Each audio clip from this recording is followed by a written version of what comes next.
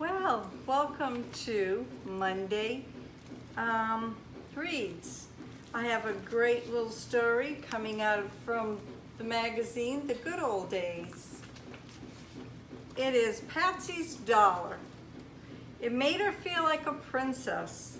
And this is by Bob Weiss, as told by Pat Weiss. It was just after my 6th birthday in 1942. I was on my way home from school one afternoon when I happened to come upon a dollar. It was barely visible under a bunch of leaves. I didn't recognize it as being real money until I picked it up. It had been folded several times, leading me to believe the original owner had it tucked in his or her pocket, but not deeply enough because it had fallen out. I looked around to see if there was anybody nearby who might have lost it, but the street was empty. I refolded the money and put it into my pocket, but I stuffed it down really deep. I hurried home to tell my parents what I had found. Approaching home, I hoped that Daddy would be sitting on the rocking chair on the front porch. I didn't get to see him a lot because he worked nights, but sometimes he would be up when I got home from school. Then he would sit in the chair, rocking back and forth, and wait for each of the children to get home. Even though I was one of 11 children, my parents shared their time with us. "Daddy, Daddy, look what I found!" I yelled when I saw him sitting in the rocker. I ran up, gave him a big hug and a big kiss, and excited, showing him the folded dollar. He took it from me, unfolded it, and brushed off some of the dirt. "Patsy, you are a very lucky girl. I'll put it away for you in a very safe place."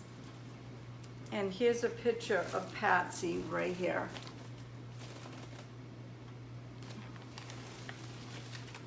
He didn't say where he put the dollar, but I knew that that dollar was a lot of money.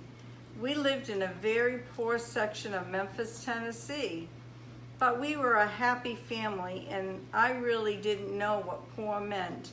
My mommy said that many times, "Patsy, we're not wealthy, but we are rich in love that we have for each other." The next day after school, Mommy asked me and my younger sister Ruthie to go to the grocery store. It was just an old shabby store on the corner of Oakwood Street in the poor neighborhood just a couple of blocks from our home.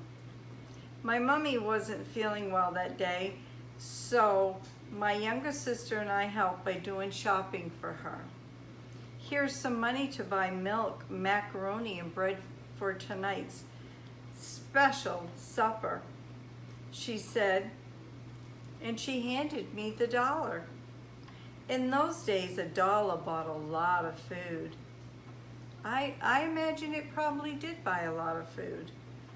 I looked at the dollar she had given me and noticed it had been folded many times. It was very small enough to fall out of someone's pocket if one wasn't careful. And to be luckily found by someone coming home from school, I looked up at Mommy, but I didn't say anything. "Now, Patsy, you and Ruthie be careful crossing the street," Mommy said. "Make sure you hold hands. And honey, don't lose that dollar. It was the last until your father gets paid." After tucking the dollar deep inside my pocket, my sister and I took off for the store. At first, I was disappointed that Daddy hadn't given my dollar to my Mommy. Then I thought that maybe Daddy had put it away somewhere and Mommy just found it, not realizing it was mine. I was confused. Yeah, I would be confused too. There were times when my sister and I were very hungry.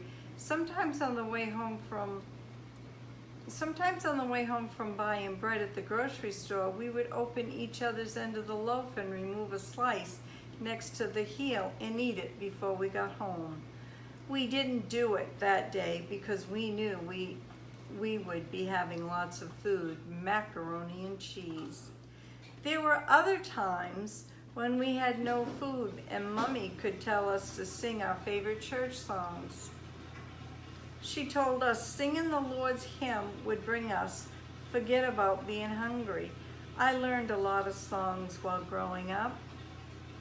Later that evening, Mommy called us that dinner was ready. It looked good, macaroni and cheese. And a surprise for dessert, rice pudding. The dinner's cheese was from Aunt Renee and Uncle Cecil, who lived on a farm outside of Memphis with 12 children. I had lots of cousins. As our family was about to sit down for dinner, one of my oldest sisters, on seeing the food, thanked her mother for the wonderful dinner before us. All of my brothers and sisters chimed in as well. That's when Daddy interrupted us. "My children," he said. Then he looked at me and continued, "You can thank your sister Patsy for tonight's dinner.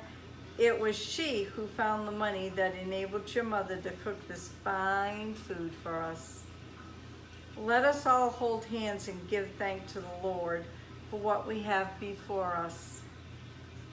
I realized then that my daddy had been too embarrassed to tell me the money I had found was for needed food.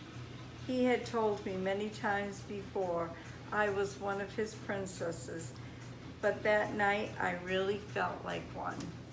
Well, thank you for listening to this story, and I hoped you liked it. On Mondays, we'll be having more. So if you like this, please give it a thumbs up. You never know what's going to be on my videos. God bless. We'll see you tomorrow. Bye now.